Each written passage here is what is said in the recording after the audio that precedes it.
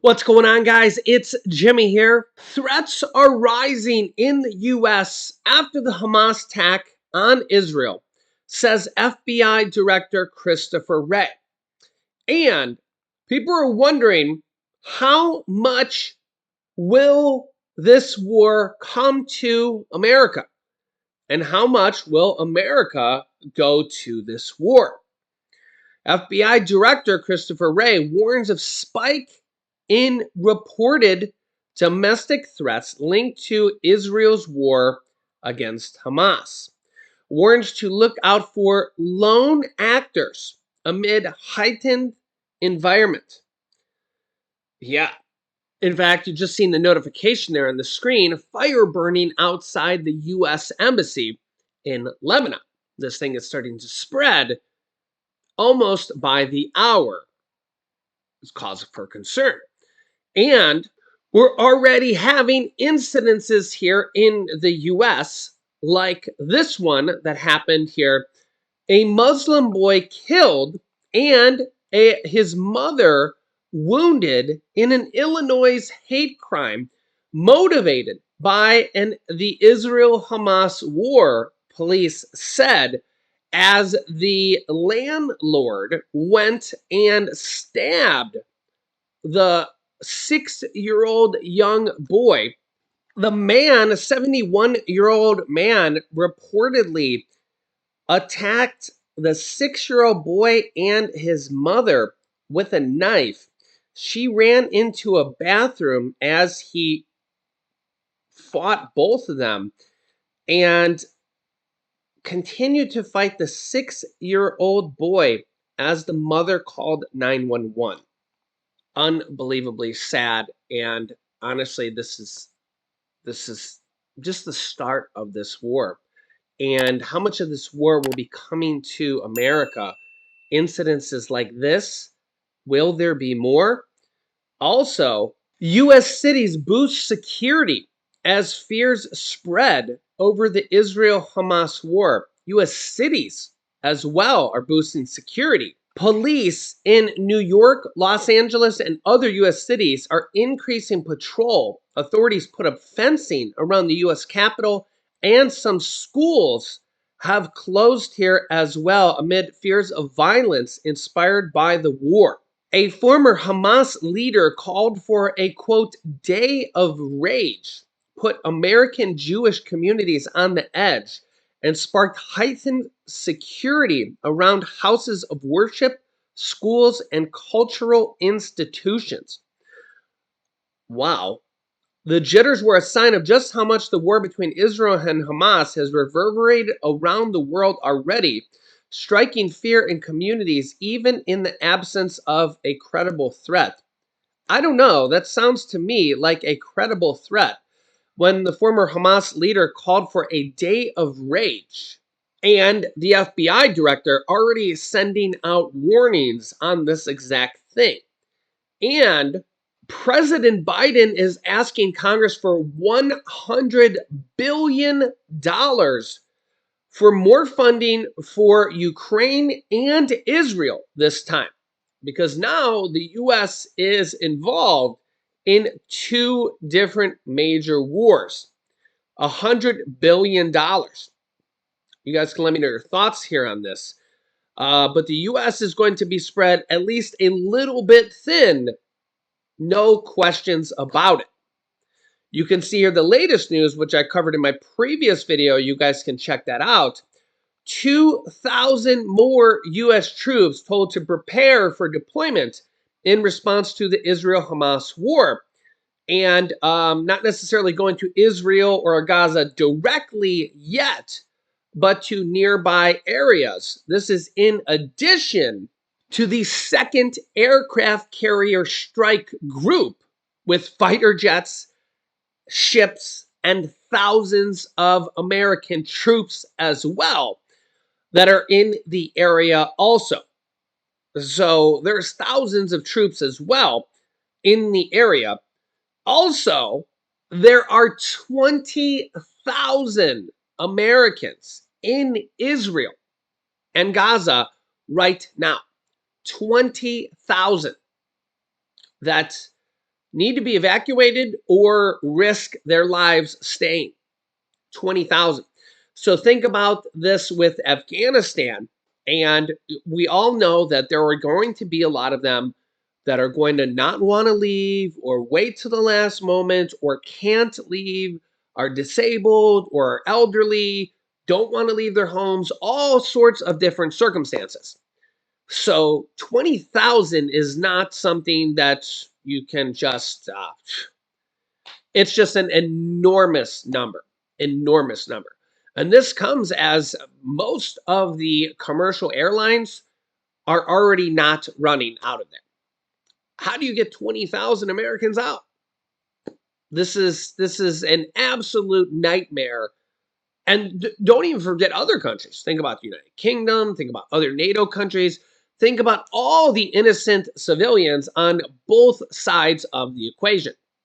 Palestine, Israel, there's a lot of innocent people here.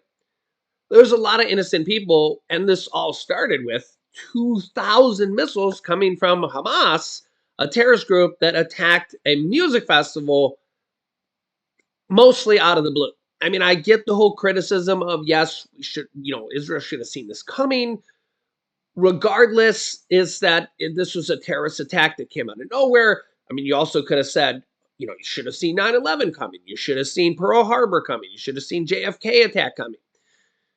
You could look into all that stuff for hours. You could look into conspiracy theories.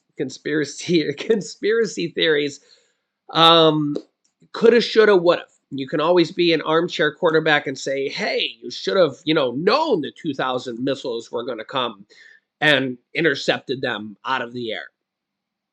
Yeah, right. I get it. You should have intercepted Hitler before he came to power.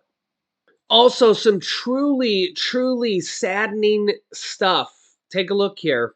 This is the worst of the worst stuff. This is the stuff that I hate to report, and this is the stuff that is the worst stuff to report in Ukraine as well.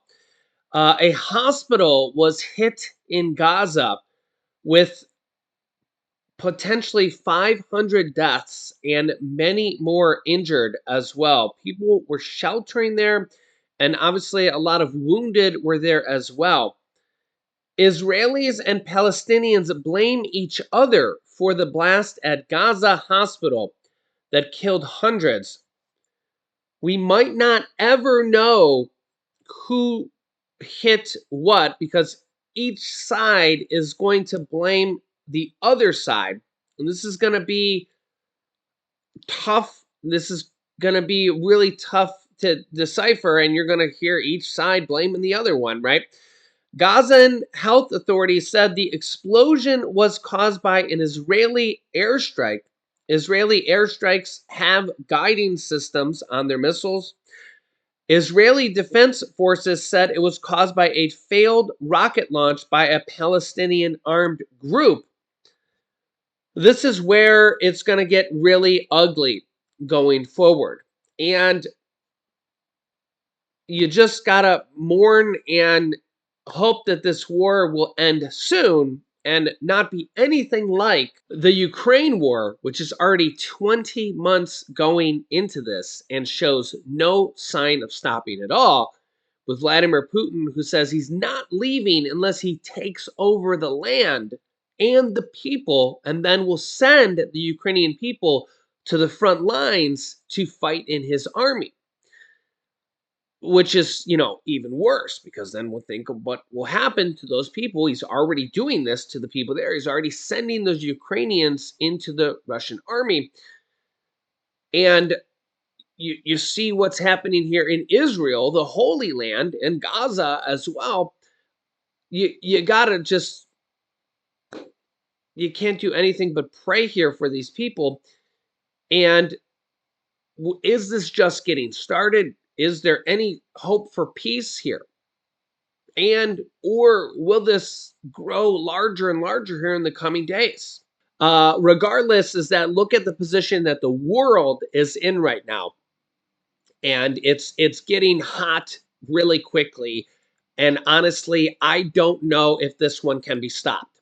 I think that this one is getting escalated really quickly. The question here is, how escalated is it going to get?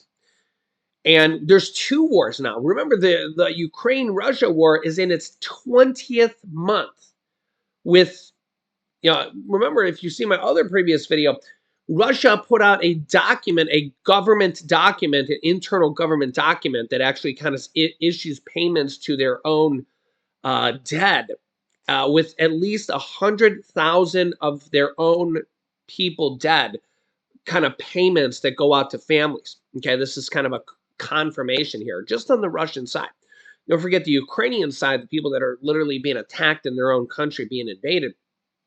So if you at least double that number, because you got Russians, and then you got Ukrainians, that's at least 200,000 people that are dead, if not more, right? This is just kind of the confirmation just from the Russian side. Think about this. Think about this. And this is just absolute, just biblical times. If you read the comments here down in the comment section, these are absolutely just the worst of the worst things. These are the stuff that's written about in the Bible. This is, and you think about Israel, Jerusalem, the capital of Israel, the Holy Land.